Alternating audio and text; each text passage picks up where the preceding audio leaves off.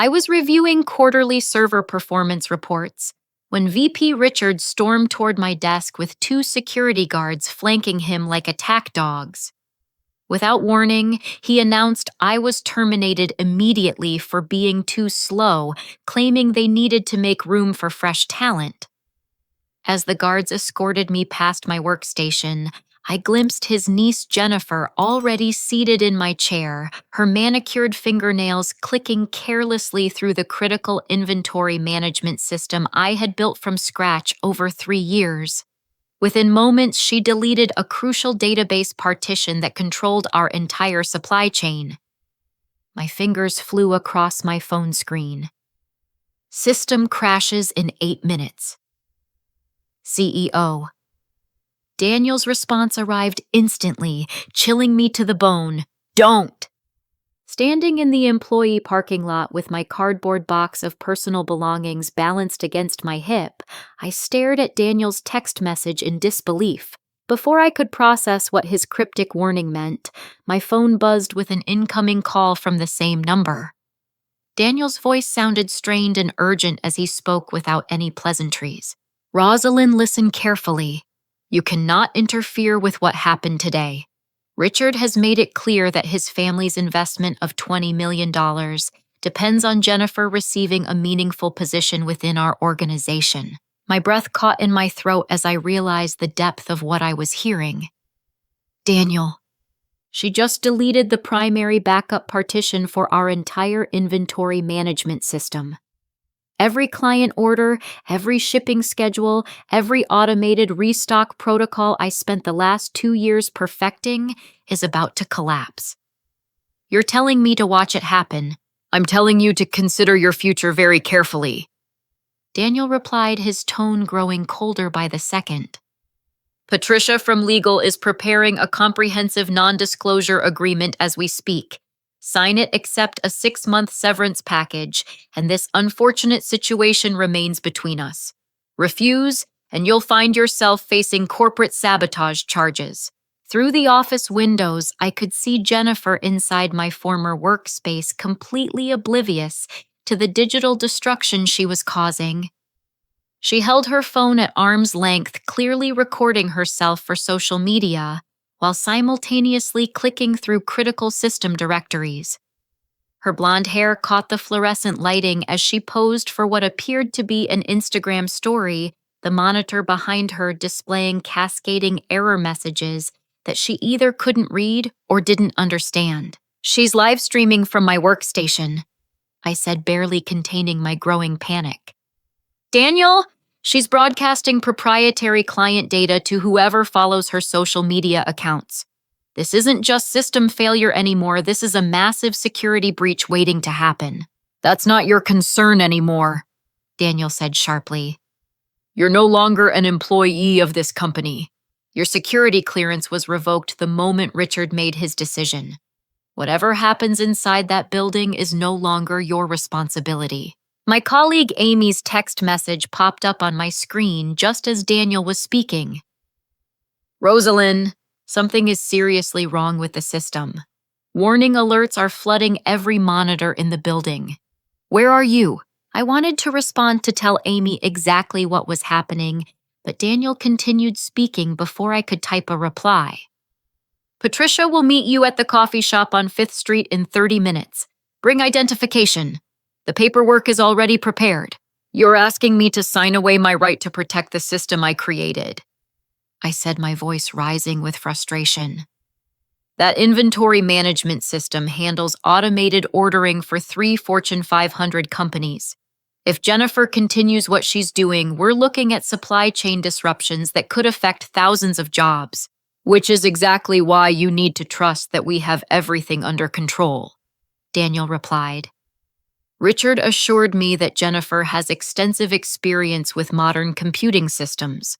Perhaps the protocols you established were simply outdated and needed refreshing by someone with a more contemporary perspective. The lie was so obvious that I almost laughed out loud. Jennifer's LinkedIn profile, which I had checked the moment I heard Richard mention her name weeks ago, listed her job history as social media coordinator for her college sorority and part-time sales associate at a boutique clothing store. Her education consisted of 2 years at community college studying communications before dropping out to pursue what she called her influencer career. Daniel, I'm watching her delete core system files while taking selfies. She doesn't know the difference between a database partition and a photograph folder. When that system crashes, and it will crash in exactly 6 minutes, now you're going to have 3 major clients demanding answers about why their automated ordering systems went offline simultaneously. 6 minutes, Daniel repeated, and I heard typing in the background. You seem very certain about that timeline. I designed the error handling protocols. When critical partitions get deleted, the system attempts to rebuild from backup files. Jennifer just deleted those too. The cascade failure will begin at exactly 4:17 this afternoon, and by 4:25 the entire inventory management network will be offline. More typing echoed through the phone connection. Rosalind, I need to be very clear about something.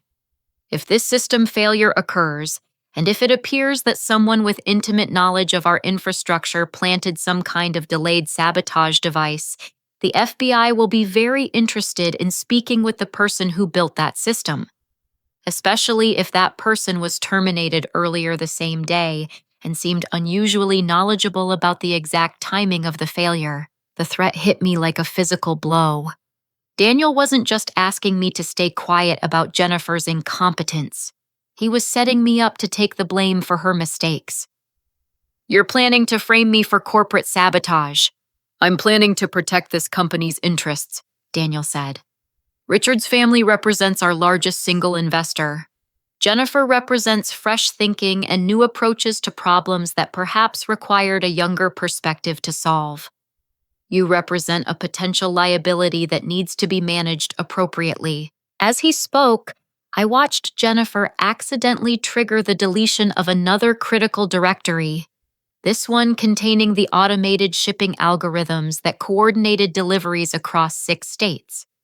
She was still recording herself, apparently explaining to her followers how she was cleaning up the boring computer files to make room for more exciting projects.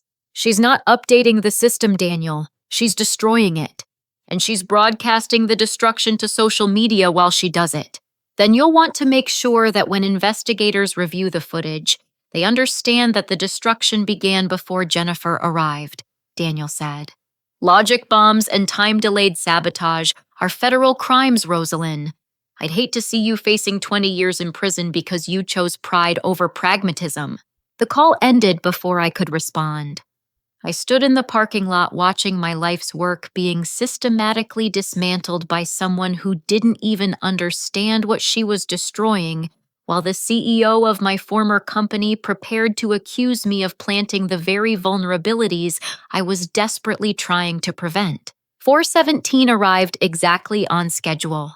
Through the office windows, I watched every computer monitor in the building flash red simultaneously as the inventory management system cascaded into total failure. Jennifer dropped her phone in surprise, finally understanding that something was seriously wrong, but her panicked clicking only made the errors spread faster through the network. By 4:20, news vans were pulling into the parking lot. The first television crew arrived as Jennifer stumbled out of the office building, her face pale and her hands shaking as she clutched her smartphone. I remained in my car watching the chaos unfold through my windshield, while local news reporters rushed toward the main entrance like sharks sensing blood in the water. Within minutes, 3 more news trucks pulled into the parking lot, their satellite dishes extending toward the sky as reporters prepared for live broadcasts about what would soon become the largest corporate data breach in the state this year. My phone rang continuously with calls from unknown numbers, but I ignored them all, knowing that any comment I made could be twisted into evidence of guilt. The system crash had exceeded even my worst predictions. Not only had the inventory management network failed completely, but Jennifer's random clicking had triggered a cascade failure that brought down the payroll system, customer portal, and automated shipping network. 3 separate Fortune 500 companies were now unable to place orders track shipments, or access their dedicated client interfaces. At 4:38, Patricia called from an unknown number. "Rosalind, where are you?" "We had an appointment 20 minutes ago. I'm watching the news coverage of the system failure I predicted," I replied. "The same system failure Daniel told me to keep quiet about.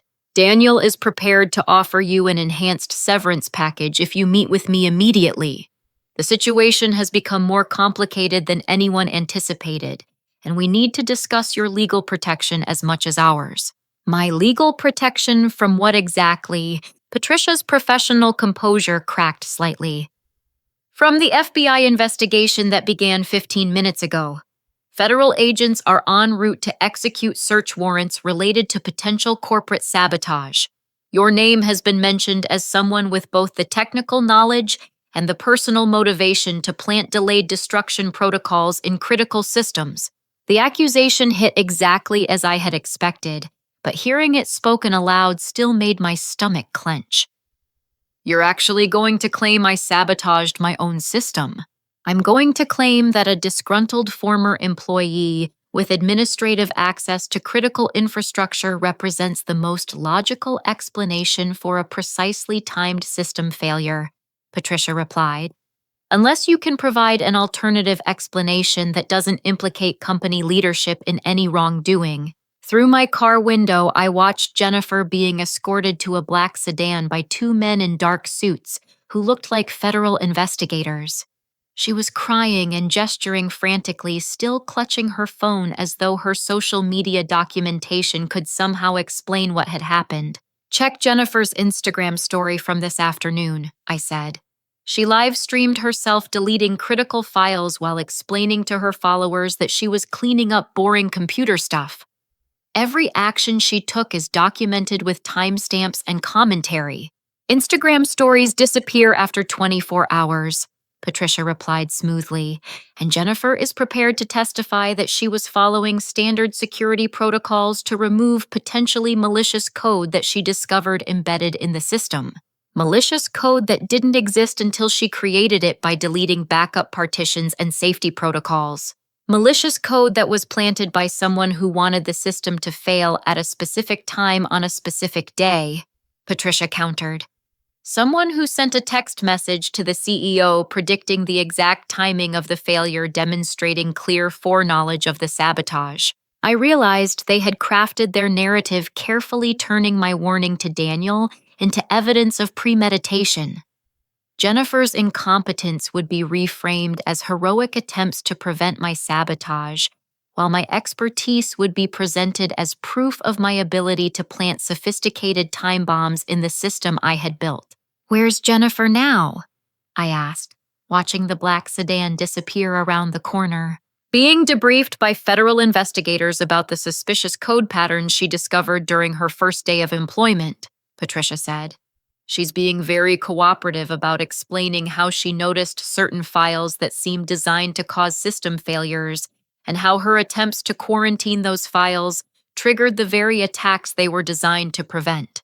My phone buzzed with the text from Brian, my former colleague in the IT department. "Rosalind, they're telling everyone you planted logic bombs in the system before you left. Richard held an all-hands meeting claiming Jennifer is a cybersecurity expert who discovered your sabotage. People are believing it." The betrayal cut deeper than I had anticipated. Colleagues who had worked with me for years were now being told that I was a criminal who had endangered their jobs and the company's stability. Jennifer, who couldn't distinguish between a database and a spreadsheet, was being presented as a technical expert who had saved the company from my malicious schemes. "I have documented proof of everything Jennifer deleted," I said to Patricia. "System logs, administrative records, timestamp data showing exactly when and how each file was removed." "System logs that you had administrative access to modify," Patricia replied. "Timestamp data that you could have altered to support your cover story. Administrative records that someone with your clearance level could have falsified to hide their tracks." I was trapped in a perfect frame. Every piece of evidence that proved Jennifer's incompetence could be dismissed as fabrication on my part, while my expertise and system access became proof of my guilt, rather than my innocence. Daniel and Richard had constructed a scenario where my knowledge worked against me and Jennifer's ignorance protected her. FBI agents will be at your apartment within 2 hours, Patricia said. I strongly recommend you meet with me before they arrive. Once you're in federal custody, my ability to protect you becomes significantly limited. The phone went dead, leaving me alone in the parking lot as the news crews continued their live broadcasts. On one of the truck-mounted television screens, I could see a reporter describing a sophisticated cyber attack that had crippled a major regional corporation. The story they were telling bore no resemblance to the simple incompetence I had witnessed, but I realized that truth was irrelevant now. Jennifer's live stream had recorded everything, but social media evidence would disappear exactly as Patricia had predicted. The system logs I needed to prove my innocence were stored on servers that were now in federal custody. My administrative access had been revoked, my security clearance had been canceled, and my former colleagues were being told that I was a dangerous criminal who had betrayed their trust. I started my car and drove toward downtown, knowing I had less than 2 hours before federal agents arrived at my apartment with arrest warrants. The evidence I needed to clear my name existed somewhere, but finding it would require help from people who had no reason to trust me and every reason to believe the story they were being told about my guilt. The radio news report confirmed my worst fears. Federal investigators are pursuing leads in what they describe as a sophisticated cyber attack targeting critical business infrastructure. Sources close to the investigation suggest that a recently terminated employee may have planted delayed destruction protocols designed to cripple the company's operations. I was about to become a fugitive from charges I didn't deserve while the people who had betrayed me prepared to profit from my downfall. I pulled into the parking lot of a 24-hour diner on the outskirts of downtown, knowing I needed time to think before the FBI dragnet tightened around me. My hands were trembling as I ordered coffee from a waitress who barely looked up from her order pad, and I chose a booth in the back corner where I could see both entrances while staying out of sight from the windows. My phone rang with a call from an unknown local number. Against my better judgment, I answered. Rosalind, this is Susan Wright. I used to work in accounting before they fired me 3 months ago. I've been watching the news coverage and I think we need to talk. The name sounded familiar, but I couldn't place it immediately. How did you get this number? Brian gave it to me. He said you might be in trouble for something you didn't do. I know that feeling very well because they did the same thing to me when I started asking questions about irregular expense reports. What kind of questions? The kind that got me terminated for insubordination after I refused to approve vendor payments that didn't match any actual services or deliveries. Meet me at the Riverside Community Center on 4th Street. There are some people you need to meet. The line went dead before I could ask for more details, but something in Susan's voice convinced me that she was telling the truth. I had nothing left to lose, and if other people had been terminated under suspicious circumstances, perhaps I wasn't as alone as I felt. The community center was nearly empty when I arrived, just a few senior citizens playing cards in the main room and a youth basketball practice in the gymnasium. Susan was waiting near the entrance, a woman in her early 40s with graying brown hair and tired eyes that suggested she had been fighting battles similar to mine. Thank you for coming, she said, leading me down a hallway toward a small conference room. There are 4 other people I want you to meet. People who got fired for asking the wrong questions or refusing to go along with things that didn't seem right. The conference room contained a motley group of former employees, each looking as worn down as Susan. She introduced them quickly. Thomas from Human Resources, fired for questioning backdated hiring paperwork. Carol from Legal, terminated for raising concerns about contract modifications. Jake from Security, dismissed for reporting unauthorized after-hours access to sensitive areas. And Brian, who I recognized immediately as my former colleague from IT. Brian, what are you doing here? I asked. You still work for the company? Not after today, Brian replied grimly. Richard fired me an hour ago for refusing to sign a statement claiming that you had been acting suspiciously before your termination. Apparently, loyalty to a colleague makes me a security risk. Thomas leaned forward in his chair, his expression serious. We've been documenting everything for months. Every suspicious firing, every questionable policy change, every instance where qualified employees got replaced by unqualified friends and family members. What happened to you today fits a pattern we've been tracking. Carol opened a laptop and showed me a spreadsheet containing dozens of names, termination dates, and reasons for firing. The pattern was obvious once I could see it laid out systematically. Anyone who asked questions about financial irregularities, hiring practices, or security protocols had been removed from the company under various pretexts. They're not just practicing nepotism, Susan explained, pulling out a folder filled with photocopied documents. Daniel has been funneling company money through fake vendor contracts to businesses owned by Richard's family members.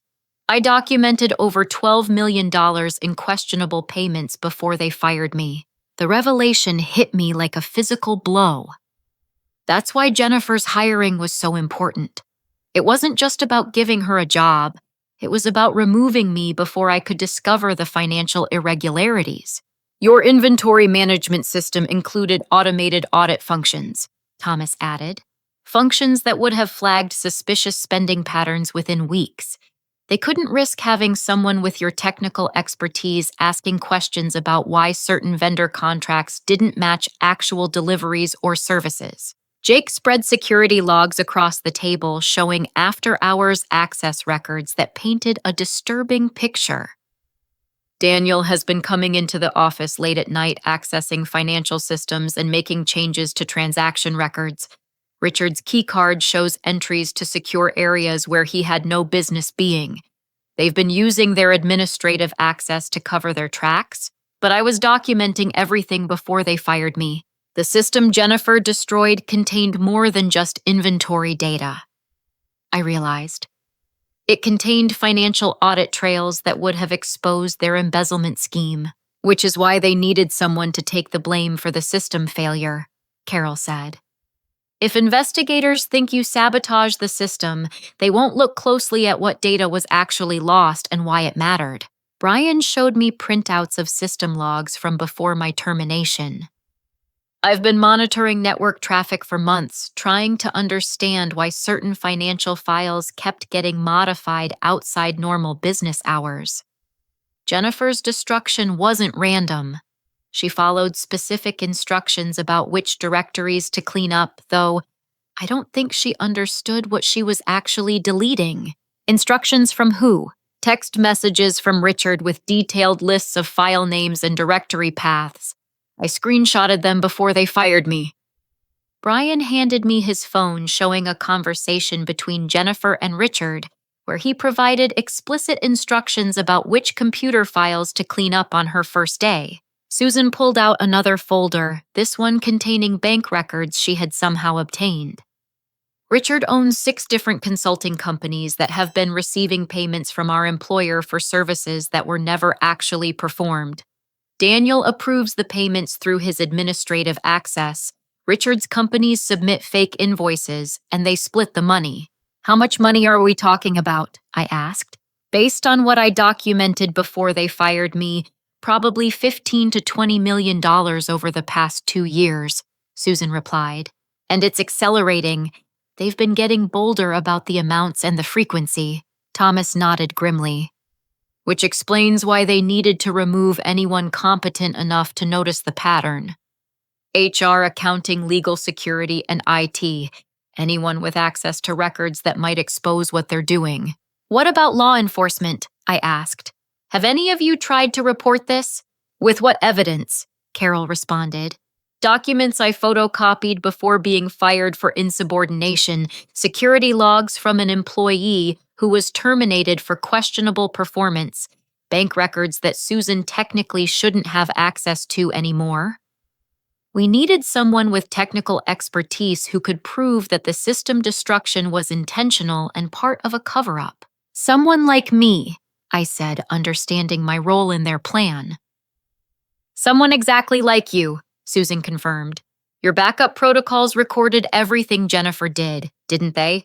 Every file deletion, every security breach, every piece of evidence they thought they were destroying. I nodded slowly, realizing that my paranoia about system security had created exactly the evidence we needed. Hidden redundant systems that automatically backed up all administrative activity to an external server.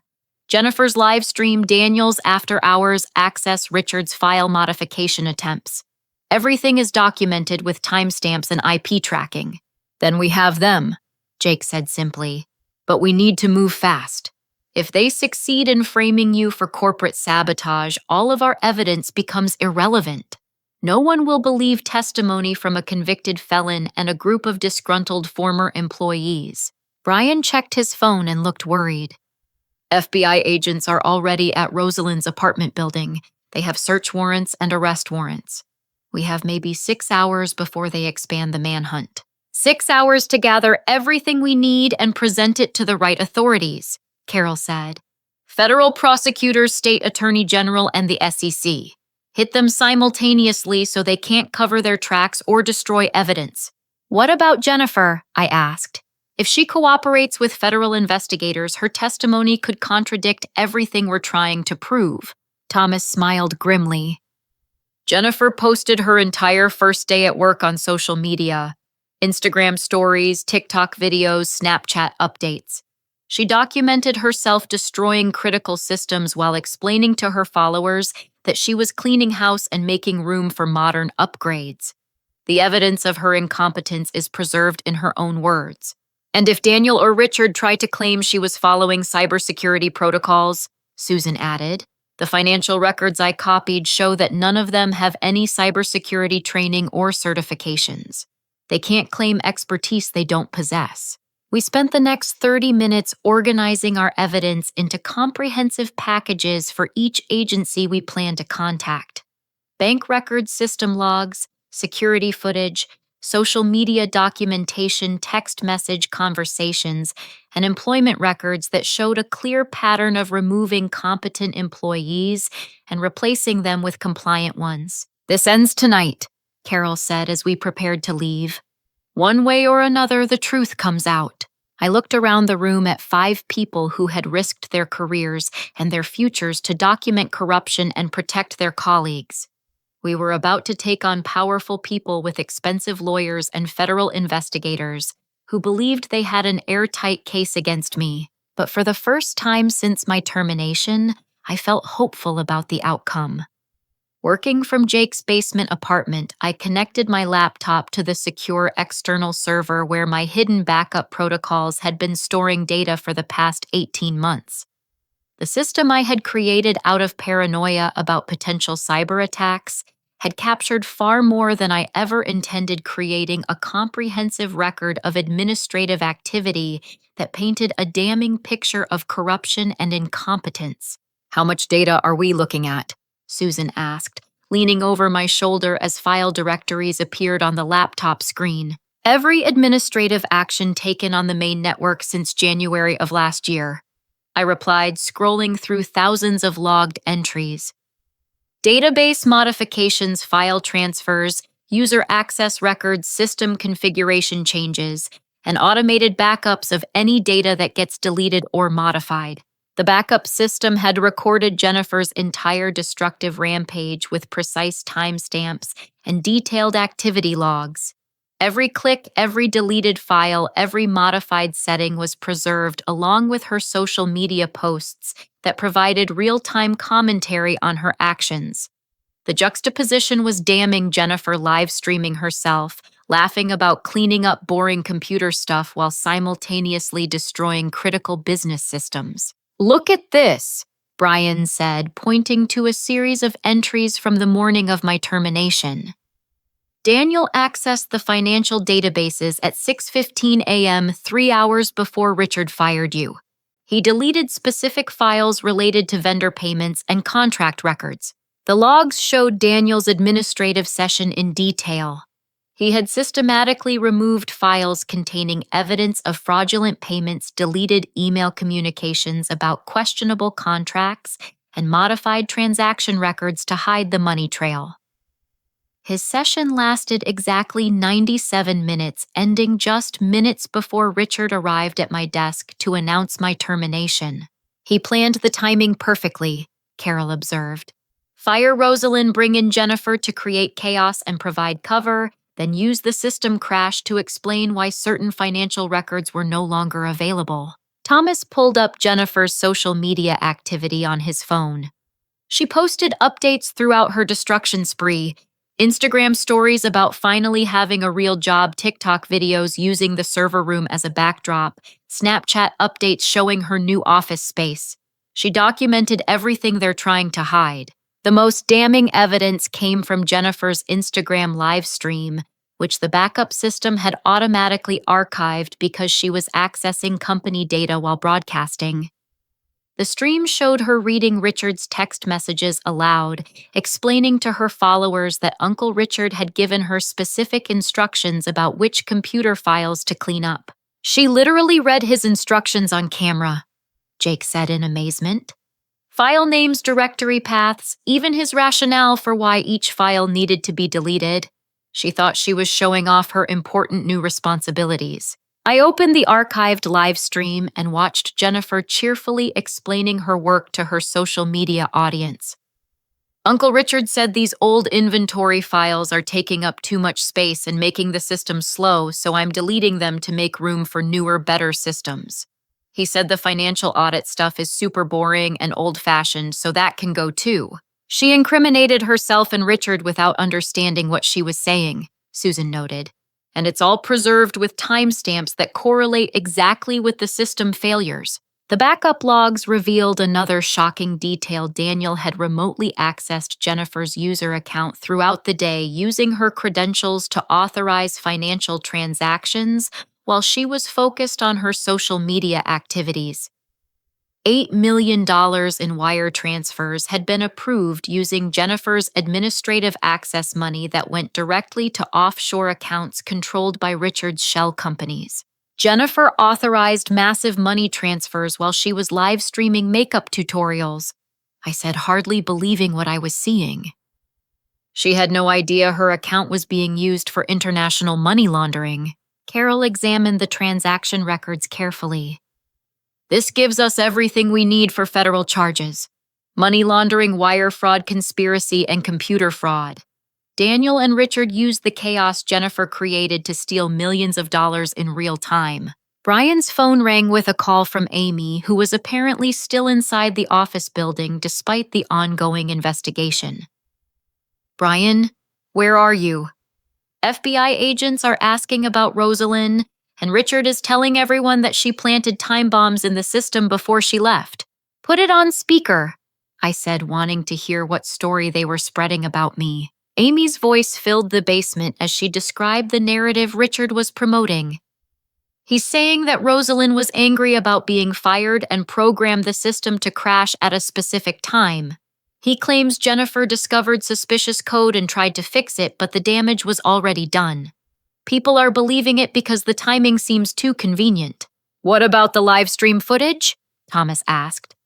Jennifer recorded herself deleting critical files. Richard says that proves Jennifer was trying to remove malicious code that Rosalind planted, Amy replied.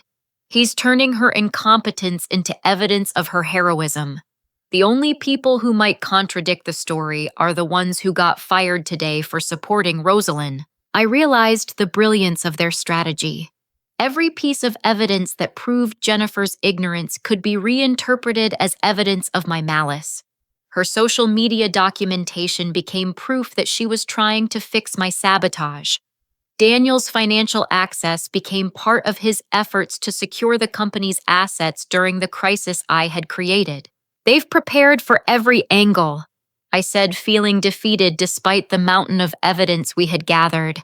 Jennifer's incompetence protects her. Daniel's administrative access appears legitimate, and Richard's family connection explains his involvement without implicating him in wrongdoing.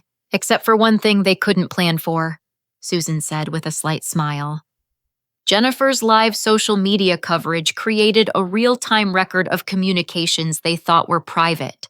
She read Richard's text messages on camera, including ones that proved this was planned in advance. I opened the archived live stream again and found the moment Susan was referring to. Jennifer, eager to show her followers how important her new job was, had read several of Richard's text messages aloud. Delete the inventory backup files in the primary data partition first, then clear the financial audit directories in folder 742. Make sure you clean up the vendor payment records in the accounting database before touching anything else. Those instructions were sent 3 days before my termination. I noted, checking the timestamp data. Richard planned this entire operation before he fired me. Jennifer's destruction wasn't random response to suspicious files. It was a carefully orchestrated cover-up that she documented herself. Jake was examining the security footage from the days leading up to my termination. Richard and Daniel met privately in the conference room 4 times in the week before you were fired. The audio pickup from the security cameras caught fragments of their conversation. We listened to the recorded conversations, hearing Richard and Daniel planning exactly how to remove me, bring in Jennifer, and use the resulting chaos to cover their theft of company funds. They had discussed timing methods and even contingency plans for handling law enforcement investigations. They handed us a complete confession, Carol said. Recorded conversations, social media documentation, financial transaction records, and system logs that prove premeditation and conspiracy. Thomas was organizing everything into comprehensive evidence packages for multiple law enforcement agencies. FBI for the computer crimes and money laundering, SEC for the securities fraud, State Attorney General for the conspiracy charges. We hit them simultaneously so they can't coordinate their defense. What about Jennifer? I asked. When federal investigators realize she's not the cybersecurity expert Richard claimed, her testimony becomes worthless. Better than worthless, Brian replied. When prosecutors offer her immunity in exchange for cooperation, she'll tell them everything. Richard and Daniel treated her as expendable from the beginning. She has no reason to protect them once she understands how they used her. I looked around the basement at 5 people who had risked everything to expose corruption and protect innocent colleagues. We had assembled evidence that would end careers, result in federal convictions, and restore justice to people who had been wronged. Upload everything to secure cloud storage with multiple access points, I said, copying files to encrypted drives. If they try to destroy physical evidence or claim our documentation is fabricated, independent copies will be preserved. How long before we contact the authorities? Susan asked. 6 a.m., Carol replied. Simultaneous delivery to FBI, SEC, and state prosecutors. By the time Daniel and Richard arrive at work, federal agents will be waiting with search warrants and arrest warrants. We spent the next 4 hours meticulously organizing evidence, creating timeline documents, and preparing comprehensive packages that would make prosecution inevitable. Jennifer's social media documentation provided real-time evidence of the conspiracy, while the backup system logs proved that everything had been planned and executed exactly as we claimed. This ends at dawn, I said, watching the evidence packages take their final form. For the first time since my termination, I felt confident that justice would prevail. At exactly 6 a.m., our coordinated assault on Daniel and Richard's criminal conspiracy began across multiple law enforcement agencies. Carol delivered the comprehensive evidence package to the FBI field office downtown, while Thomas submitted identical documentation to the SEC regional headquarters. Susan met with State Prosecutor Margaret Kelly, and Jake provided security footage to federal investigators who were preparing search warrants. I remained at Brian's apartment monitoring news coverage and social media feeds as our carefully planned offensive unfolded. Within 90 minutes of our evidence delivery, FBI agents were executing search warrants at the corporate offices, while SEC investigators secured financial records and transaction data.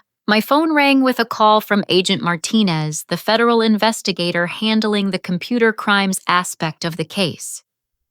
Miss Rosalind, I want to thank you personally for the detailed documentation you provided.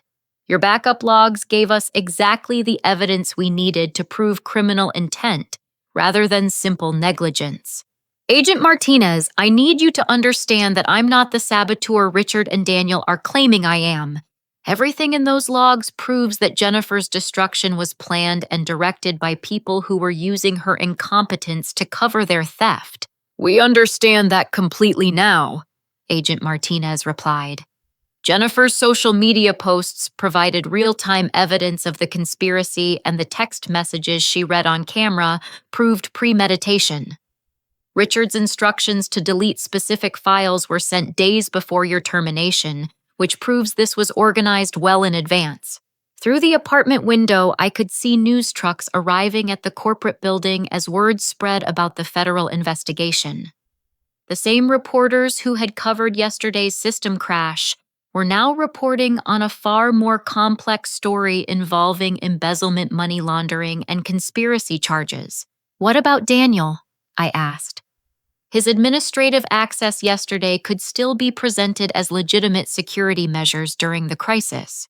Not when we have bank records showing $8 million in unauthorized wire transfers approved through Jennifer's account while she was live streaming makeup tutorials, Agent Martinez said. The timing correlation between her social media activity and the financial transfers proves that someone else was using her credentials for money laundering while she was distracted. At 7:30, I watched through live news coverage as Richard attempted to arrive at work for what he assumed would be another normal day of covering up his crimes. Instead, federal agents intercepted him in the parking lot and placed him under arrest for conspiracy wire fraud and money laundering. The news cameras captured Richard's shocked expression as handcuffs were applied and his rights were read.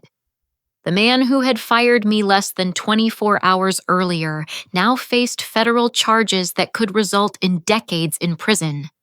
The satisfaction was immediate and overwhelming. Daniel's arrest occurred inside the building as he tried to access his office computer to delete additional evidence. FBI agents had been waiting for him to arrive, and they documented his attempts to destroy financial records that would have incriminated him further. His desperate efforts to cover his tracks only provided additional evidence of guilt. Jennifer's arrest was broadcast live on social media, ironically enough. She had been live streaming her morning routine when federal agents arrived at her apartment, and her followers watched in real time as she was taken into custody for her role in the conspiracy. Her panicked attempts to explain that she was just following Uncle Richard's instructions provided additional incriminating statements for prosecutors. At 9 a.m., Agent Martinez called with an update that exceeded my best hopes. Jennifer has requested to speak with prosecutors about a cooperation agreement. She wants immunity in exchange for testimony against Richard and Daniel. What kind of testimony? Complete details about the planning conversations she overheard, the specific instructions she received about which files to delete, and the promises Richard made about easy money and minimal responsibilities. She's beginning to understand that Richard and Daniel used her as a disposable tool. The cooperation agreement meant that Jennifer would provide prosecutors with inside information about the conspiracy, transforming her from a co-conspirator into a key witness against the people who had manipulated her. Richard's attempt to use family loyalty as protection was backfiring spectacularly. By noon, the news coverage had evolved from a simple corporate data breach story into a complex federal investigation involving multiple felony charges. 3 Fortune 500 companies held press conferences announcing their full cooperation with law enforcement and their intention to sue for damages related to the security breach. Susan called with news from the SEC investigation. They've frozen all of Richard's business accounts and identified $12 million in fraudulent payments made over the past 18 months. The paper trail you helped create proved that every contract was fake and every service was fictional. Thomas reported that the FBI had recovered deleted financial records from Daniel's office computer, providing additional evidence of the embezzlement scheme. The electronic evidence combined with Susan's photocopied documents and the backup system logs created an overwhelming case for federal prosecutors. What about the company itself? I asked Carol during an afternoon conference call.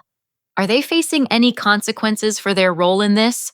The board of directors fired everyone involved and hired an independent investigation firm to audit the entire organization, Carol replied. They're distancing themselves from Richard and Daniel as quickly as possible, claiming they had no knowledge of the conspiracy. Jake had been monitoring news coverage and social media reactions. Public opinion has shifted completely. Jennifer's live stream footage is going viral, but now people understand that she was documenting a criminal conspiracy rather than legitimate cybersecurity work. Richard and Daniel are being portrayed as master manipulators who used family connections to exploit an innocent young woman. The narrative transformation was remarkable. Jennifer had evolved from cybersecurity expert to unwitting accomplice to sympathetic victim, all within the span of 24 hours. Her social media documentation, which initially seemed to incriminate her, now provided evidence of her manipulation by more sophisticated criminals. At 4 p.m., I received the call I had been hoping for since my termination. Agent Martinez informed me that all federal charges related to corporate sabotage had been dropped and that I was officially cleared of any wrongdoing in the system failure. Furthermore, Agent Martinez continued, the FBI is prepared to issue a public statement clarifying that you were a whistleblower whose warnings could have prevented the security breach if company leadership had listened instead of retaliating. The vindication was complete and public. News organizations that had reported Richard's sabotage claims 24 hours earlier now broadcast corrections identifying me as the person who had tried to prevent the disaster that Richard and Daniel had orchestrated. Susan called with the most satisfying news of the day. 3 Fortune 500 companies want to meet with you about designing their new security systems. They're specifically citing your ethical integrity and technical expertise in their recruitment letters. Thomas added that the company's board had offered me a consulting contract to rebuild the systems that Jennifer had destroyed with a salary increase of 40% and complete administrative autonomy over cybersecurity protocols. What about the others? I asked, thinking about my fellow conspirators who had risked everything to expose the truth. The board is offering positions to everyone who was wrongfully terminated, Carol replied. Susan as CFO, Thomas as HR Director, Jake as Security Chief, and Brian as Head of IT Operations. They want to rebuild the company with people who have proven their integrity under pressure. As evening approached, I sat in Brian's apartment watching news coverage of what reporters were calling one of the most comprehensive corporate conspiracy investigations in recent memory. Richard faced 25 years in federal prison. Daniel faced 30 years for his leadership role in the money laundering operation. And Jennifer would serve 2 years of probation in exchange for her cooperation. The system I had built to protect against external attacks had ultimately protected against internal corruption, preserving evidence that would restore justice and rebuild careers that had been destroyed by greed and nepotism. Federal prosecutors want to meet with you tomorrow morning, Agent Martinez said in his final call of the day. They're interested in consulting with you about cybersecurity protocols for preventing similar conspiracies in other organizations. I looked around the basement apartment where 6 wrongfully terminated employees had planned their counterattack against corruption and betrayal. We had started with nothing but documentation and determination, and we had ended with complete vindication and professional restoration. Justice isn't just served, I said to Brian as we watched the evening news coverage. Justice is broadcasting itself live on every network in the region. The fight was over, and we had won completely. 2 weeks after the arrests, I sat in the federal courthouse listening to Jennifer provide detailed testimony about the conspiracy that had destroyed my career and nearly resulted in my imprisonment for crimes I didn't commit. Federal prosecutor Sarah Chen had offered Jennifer complete immunity in exchange for her cooperation, and the young woman who had unknowingly live-streamed evidence of money laundering was now systematically dismantling Richard and Daniel's defense strategies. Jennifer, please tell the court about the conversations you overheard between Richard and Daniel in the weeks before Miss Rosalind's termination, Prosecutor Chen said, guiding Jennifer through testimony that was demolishing any hope of acquittal for her former accomplices. Uncle Richard and Daniel met in his office several times, and they talked about getting rid of people who asked too many questions. Jennifer replied, her voice shaking as she realized the full extent of how she had been manipulated. Uncle Richard said they needed to fire anyone who might notice that money was going to companies that didn't actually do any work. The testimony revealed planning conversations that went far beyond what our initial investigation had uncovered.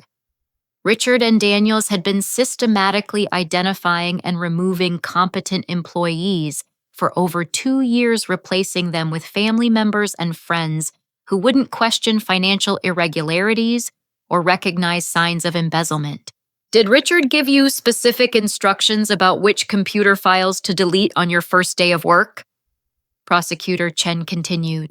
Yes, he texted me a list of file names and folder numbers, Jennifer said, producing her phone as evidence. He said I needed to clean up old boring files that were slowing down the computer system. He promised it would be easy work and that I'd be helping modernize the company. The text messages, which Jennifer had preserved, thinking they proved her competence instead, documented premeditated evidence destruction. Richard's instructions were detailed and specific, identifying exact files that contained evidence of fraudulent vendor payments and suspicious financial transactions. Defense attorney William Park attempted to portray Jennifer as a willing participant who understood the criminal nature of her actions, but the social media evidence worked against his strategy. Jennifer's live stream commentary proved she had no understanding of the technical or financial implications of her actions. Miss Jennifer, didn't you realize that deleting backup files and financial records might be illegal? Park asked during cross-examination. I thought I was following standard office procedures, Jennifer replied honestly. Uncle Richard told me that updating computer systems always involved deleting old files to make room for new ones. I trusted him because he's family, and I didn't understand anything about computer systems or business operations. The honesty was devastating to the defense. Jennifer's obvious ignorance about technology and business operations proved that she couldn't have been a knowing participant in money laundering or evidence destruction. Her actions were clearly those of someone following instructions she didn't understand from people she trusted. Prosecutor Chen introduced evidence showing that Daniel had used Jennifer's administrative credentials to authorize $8 million in wire transfers, while Jennifer was live streaming makeup tutorials and fashion advice to her social media followers.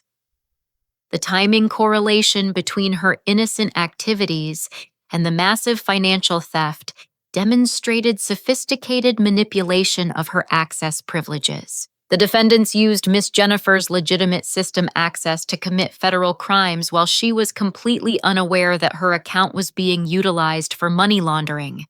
Prosecutor Chen explained to the jury, her social media activity provides an alibi that proves she had no knowledge of the financial transactions being conducted in her name. Richard's defense attorney, Michael Torres, attempted to shift blame to me, arguing that the system vulnerabilities I had built into the inventory management system proved my intent to sabotage the company. The strategy backfired when Prosecutor Chen introduced testimony from cybersecurity experts who explained that my backup protocols represented industry-standard protection against exactly the kind of internal threats that Richard and Daniel represented. Miss Rosalind's security measures were specifically designed to prevent the kind of insider fraud that the defendants committed, testified Dr. Rebecca Foster, a cybersecurity consultant who had reviewed my system architecture. The backup protocols that preserved evidence of the conspiracy demonstrate exceptional foresight and professional competence, not criminal intent. The technical testimony was supported by character witnesses from my previous employers and colleagues who described my reputation for integrity and expertise. Susan, Thomas, Carol, Jake, and Brian all testified about the systematic targeting of competent employees who might have discovered the financial irregularities. The pattern was clear once you knew what to look for, Susan testified.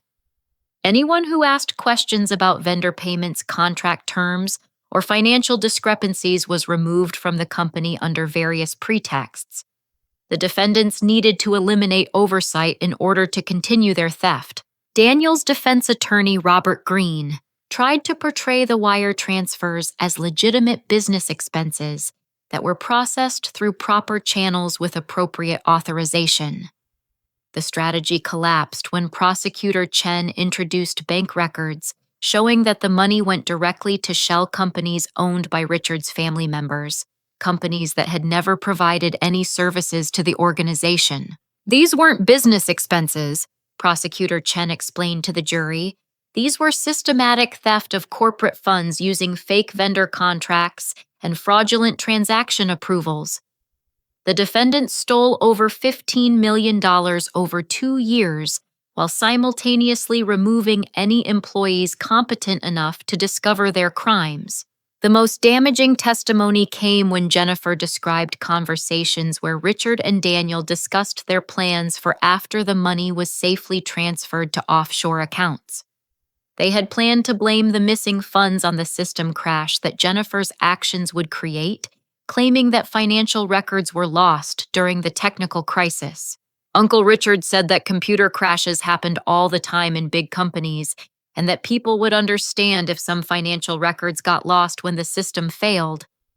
Jennifer testified, her voice barely audible as she realized how completely she had been used. He said that as long as the system crashed, looked like an accident or sabotage by a disgruntled employee, nobody would investigate too carefully. I sat in the gallery listening to Jennifer describe exactly how Richard and Daniel had planned to frame me for their crimes. The casual way they discussed destroying my reputation and sending me to federal prison for decades was chilling, but hearing it spoken aloud in federal court was also deeply satisfying. Prosecutor Chen's closing argument synthesized 3 weeks of testimony into a comprehensive narrative of greed, manipulation, and betrayal. The defendants systematically stole millions of dollars from their employer while removing any employees competent enough to discover their theft. When their crimes were about to be exposed by automated systems, they manipulated an innocent family member into destroying evidence while framing a whistleblower for sabotage. Jennifer's social media documentation preserved real-time evidence of the conspiracy, proving that the defendants planned their crimes in detail and executed them exactly as intended. Miss Rosalind's backup systems protected the evidence that brings us justice today. The jury deliberated for less than 6 hours before returning guilty verdicts on all federal charges. Richard received 28 years for conspiracy, money laundering, wire fraud, and racketeering. Daniel received 35 years for his leadership role in the scheme and his attempts to destroy evidence during the investigation. Jennifer walked out of the courthouse a free woman, her cooperation having earned her complete immunity from prosecution. Despite everything that had happened, I found myself feeling sympathy for someone who had been manipulated by people she trusted and used as a tool for crimes she didn't understand. As I left the courthouse, Agent Martinez approached with news that federal prosecutors wanted to hire me as a consultant for investigating similar corporate conspiracy cases. Your technical expertise and ethical integrity make you exactly the kind of person we need to help prevent these crimes in other organizations, he said. The vindication was complete, but the real satisfaction came from knowing that justice had been served not just for me, but for everyone who had been betrayed by people they trusted to protect their interests and their careers. 6 months later, I stood in my new office overlooking downtown, watching construction crews break ground on what would become the regional headquarters for my cybersecurity consulting firm. The 3 Fortune 500 companies that had been affected by Jennifer's security breach had not only hired me to design their new protection systems, but they had also invested in my independent business as founding partners. The transformation had been remarkable. What began as a devastating betrayal had evolved into the foundation for a consulting practice dedicated to protecting employees who expose corporate wrongdoing.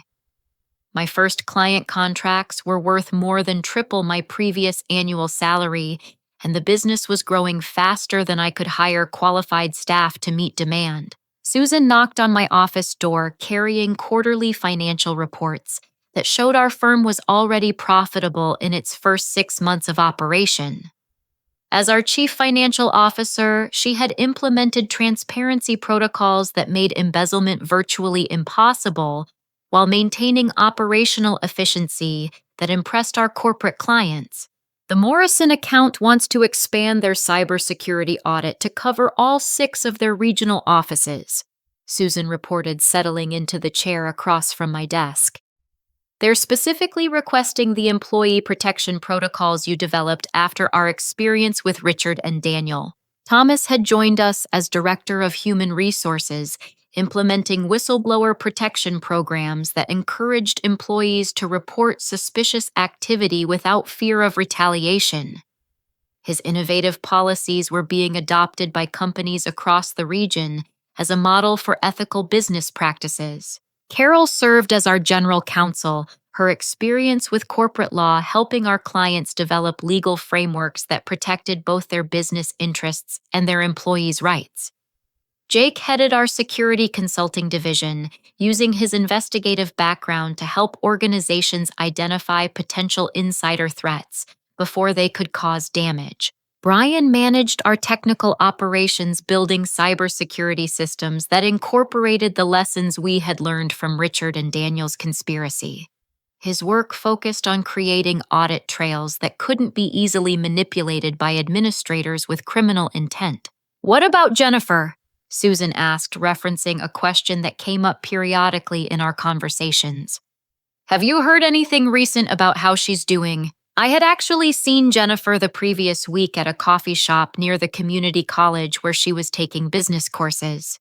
She approached me hesitantly, clearly embarrassed about our shared history, but determined to apologize properly for her unwitting role in the conspiracy that had nearly destroyed my career. "I never understood what I was actually doing," Jennifer had said, her eyes filled with tears as she struggled to find appropriate words. "Uncle Richard made everything sound so simple and normal. I thought I was just doing basic office work, not helping him steal money or frame you for crimes you didn't commit." The conversation had lasted nearly an hour with Jennifer, explaining how she had been working retail jobs while taking night classes in basic computer skills and business fundamentals. She was determined to understand technology and corporate operations well enough to recognize if anyone ever tried to manipulate her again. "She's actually doing well," I told Susan, recounting the coffee shop conversation. "Working part-time at an electronics store while studying business administration and computer science at the community college. She seems genuinely committed to understanding the things she was ignorant about when Richard used her." The federal investigation had revealed that Jennifer was as much a victim as anyone else involved in the conspiracy. Richard and Daniel had specifically targeted her because of her technical ignorance and her family loyalty, knowing that she would follow instructions without questioning their legitimacy or understanding their implications. "I'm proud of her for taking responsibility and working to educate herself," Susan said. "It takes courage to face your mistakes and commit to learning from them." My phone rang with a call from Agent Martinez, who had become a regular contact as federal prosecutors continued pursuing similar cases in other organizations. "Rosalind, we have another corporate conspiracy case that could benefit from your expertise. Large regional bank suspicious employee terminations, financial irregularities that started appearing after key oversight personnel were removed." The consulting work had become deeply satisfying in ways that my previous employment never achieved. Instead of simply building systems to protect against external threats, I was now helping organizations protect against internal corruption while creating environments where ethical employees could report wrongdoing without fear of retaliation. "I'll send you the preliminary case files this afternoon," Agent Martinez continued.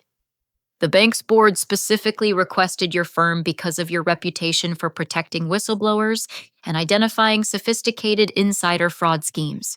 As evening approached, I walked through our office space, observing the team of former colleagues who had risked their careers to expose corruption and fight for justice. We had transformed a shared experience of betrayal into a business model that protected other people from facing similar situations. Thomas was training a new human resources specialist in ethical compliance procedures. Carol was reviewing contracts for a client who wanted to implement transparent financial oversight protocols.